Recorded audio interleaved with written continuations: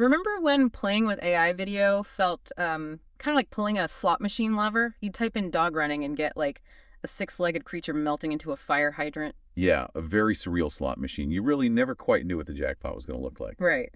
Well, welcome to today's deep dive. Our mission today is exploring how we've moved completely past that era of, lucky guesses.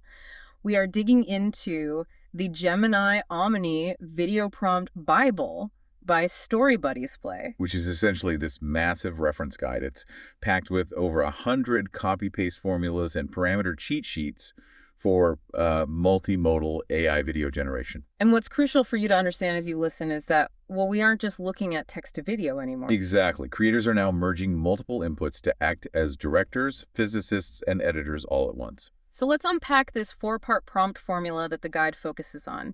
It basically merges text, images, audio, and motion into this single workflow. Yeah, it's a lot all at once. It is. To me, it's less like throwing ingredients in a blender and more like building a house, right?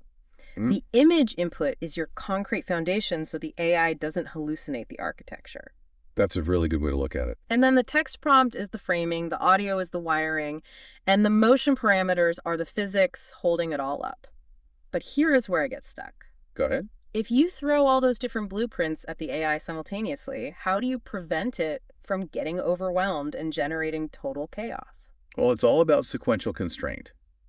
These formulas lock down your character and style consistency first, using that image input as the unbreakable anchor. So the AI isn't just guessing what the subject looks like. Right, it's firmly tethered to that visual data. Only after that foundation is set do the text and audio step in to guide the action. Makes sense. So once you've locked down what the character looks like, the immediate next problem is figuring out how they exist in a physical space without looking like, I don't know, a floating cardboard cutout. Yeah, and that brings us to cinematic direction and physics. We're talking about generating realistic collisions, gravity, and atmospheric effects like volumetrics. Which is really just a fancy way of saying how light interacts with 3D space, like sunbeams cutting through smoke. Oh, right. And this is where the translation layer of these formulas becomes so powerful. Definitely. Because these AI models were trained on millions of real-world videos, typing in an actual technical director term, like, say, a 50-millimeter prime lens or a low-angle tracking shot,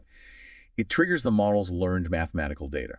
Wait, so it literally knows how light bends through that exact piece of glass in the real world. It does. And even more than that, it engineers specific aesthetic styles that obey real-world physics. That is wild. Yeah, you aren't just asking for a moody scene. Yeah. You are mathematically defining how heavy an object feels when it drops, or how fast the camera pans, simply by using the right industry terminology. Okay, so after the raw video is generated, the workflow totally shifts.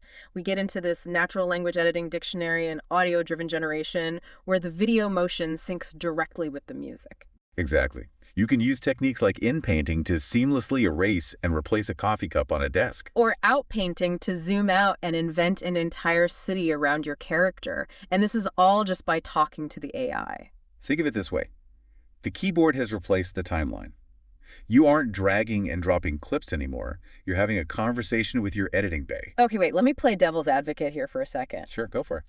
If digital creators and enterprise automation managers can just talk to this AI dictionary and swap out an entire background, or change the lighting of a scene with a sentence, doesn't traditional timeline software like Adobe Premiere basically become a dinosaur? Like, why do we need manual editing at all? That is the big question. Yeah. But I wouldn't say the timeline goes extinct, it evolves. How so? Well, the workflow shifts from manual slicing and dicing to workflow automation.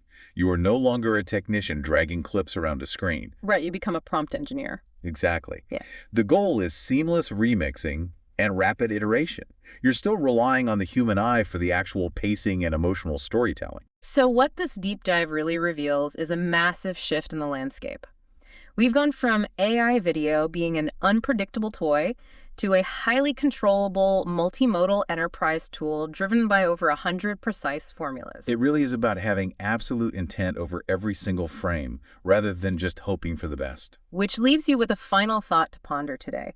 If a simple text formula can flawlessly simulate real-world gravity, collisions, and cinematic weather, Yeah. how long until you pull that slot machine lever and your eyes can no longer distinguish between a video captured through a physical camera lens and one conjured entirely by a prompt?